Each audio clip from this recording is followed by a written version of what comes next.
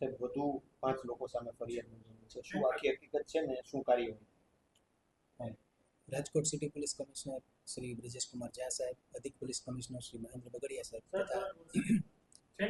તથા નાયબ police commissioner crime અને special branch doctor Parthraj Goyal સાહેબની કડક સૂચના હતી કે ઓનલાઈન જુગારની પ્રવૃત્તિઓ રમાતી હોય અથવા તેનું પ્રમોશન થતું હોય તો તેના વિરુદ્ધ સોશિયલ મીડિયા મોનિટરિંગના માધ્યમથી કડકમાં કડક કાર્યવાહી કરવામાં આવે, જેના અંતર્ગત રાજકોટ શહેર સાયબર ક્રાઇમ પોલીસ સ્ટેશન ખાતે સોશિયલ મીડિયા મોનિટરિંગ ટીમ દ્વારા વિવિધ આ પ્રકારના ઇન્સ્ટાગ્રામ તથા ફેસબુક પર હાજર ઇન્સ્ટાગ્રામ આઈડીઝનું અને વિવિધ ગેમિંગ એપ્સનું મોનિટરિંગ કરાતું હતું, જેના અંતર્ગત વિવિધ ઇન્સ્ટાગ્રામ આઈડી નજરમાં આવતા તેની ચકાસણી કરતા તેમાં વિવિધ પ્રકારની ગેમિંગ એપ્સ જેમ કે રાજા ગેમ્સ એપ, વન વિન તથા સ્કાય 365 જેવી એપ્સના પ્રમોશન થતા જોવા મળેલ હતા. જે બાતમીના આધારે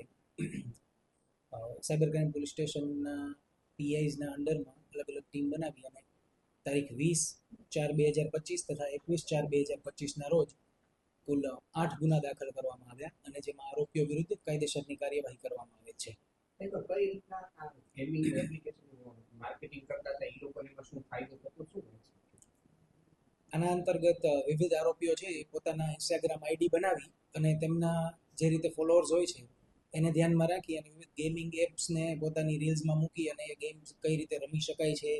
એમાં જીતવાથી શું શું ફાયદા મળી શકે એમ છે તે પ્રકારની તમામ માહિતી આપતા હતા, જેથી કરીને વિવિધ લોકો સુધી આ ગેમ પ્લેટફોર્મ પહોંચી શકે અને પોતાના પ્લેયર્સ વધારી શકે. અને આના અંતર્ગત આ પ્રકારના જે રીલ્સ બનાવતા હતા તેમને વિવિધ પ્રકારના કમિશન્સ મળતા હતા. સર, ખાસ કરીને ગેમિંગ છે એ કાયદેસર છે ગેરકાયદેસર છે કયા પ્રકારની ઇન્ડિપેન્ડન્ટ તપાસ આગળ જે પણ ગેમ્સ પર ઓનલાઈન ગેમ્બલિંગ અથવા કસિનોની રમત મળતી હોય છે રમવા માટે એ તમામ જુગાર ધારા અંતર્ગત ગેરકાયદેસર ઘોષિત કરવામાં આવે છે અને આ પ્રકારે વન વિંગ તથા સ્કાય 365 છે તેના અંતર્ગત ગેમ્બલિંગ, બ્લેક જેક, પોકર જેવી રમતો રમવા મળતી હોય છે, જેથી એ ગેરકાયદેસર ઘોષિત કરવામાં આવે છે. જે આ કાર્યવાહી છે જે આ ઇન્ફ્લુએન્સર કરતા જેના વિરુદ્ધ એ પ્રકારની કાર્યવાહી ઇન્ફ્લુએન્સર્સને પકડવામાં આવ્યા છે તેમના વિરુદ્ધ જે કાયદેસર કાયદાની જોગવાઈ મુજબની કાર્યવાહી કરવામાં આવેલ છે અને આગળની તપાસ કરવામાં આવે છે કે આમાં